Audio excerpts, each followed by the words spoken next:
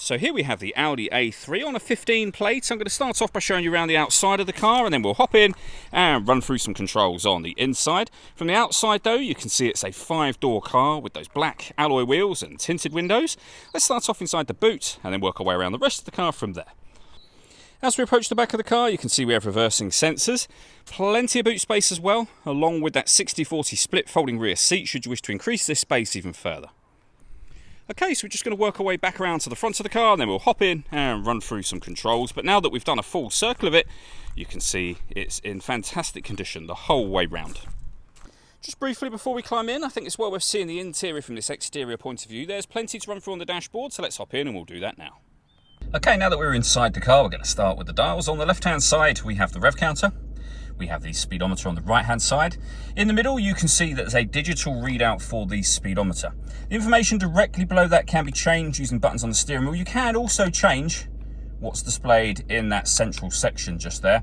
And if you do so, you can see the total miles of the car now. They are 67,241. There are other menus available to you here as well, back around to the beginning. And the buttons that I was using to do that are just here. We've got cruise control underneath that, and then stereo and phone controls on the right hand side. You can only use the phone controls once you pair the phone to the car, of course, and that is done over on the central screen just here. Just go to the telephone heading, and then from there pair your phone. All the movement I'm making on the screen is being done using these buttons, and primarily this dial just here. These 4 buttons relate to the 4 corners of the screen. The dial will rotate to any option on any menu, and you can push it down to select whatever is highlighted. These buttons will access certain menus directly. So for example, we are now in the radio menu. You can see the top right hand corner, it says waveband. Press the button that relates to that I showed you a moment ago, and you'll see we got DAB, FM and AM radio. If you want to listen to your own music, rotate the dial to media, push it down, top right hand corner, we've got source, various ways in which you can listen to your own music, including Bluetooth audio. So not only can you make and receive phone calls, you'll also be able to pair your phone once you have connected it, of course, which is done under the telephone heading, as I mentioned.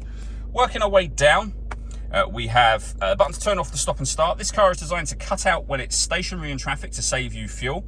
The system is turned off when that light shows. We can turn our parking sensors on and off, hazard warning lights on and off. This one just here will turn off the traction control.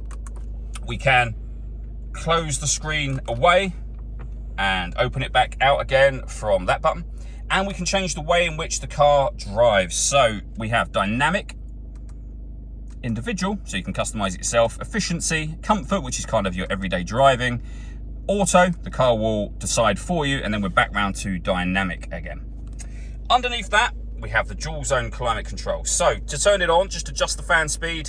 You can go up and down with the fans from there. We can adjust the passenger temperature, the driver temperature.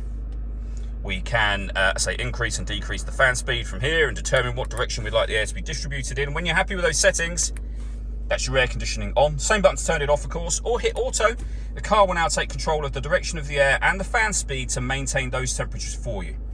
Any manual adjustment will turn auto off and allow you to put it back on your own settings. We have a 12-volt charging socket, 2 cup holders just there, and then the gear lever for the 6-speed manual gearbox.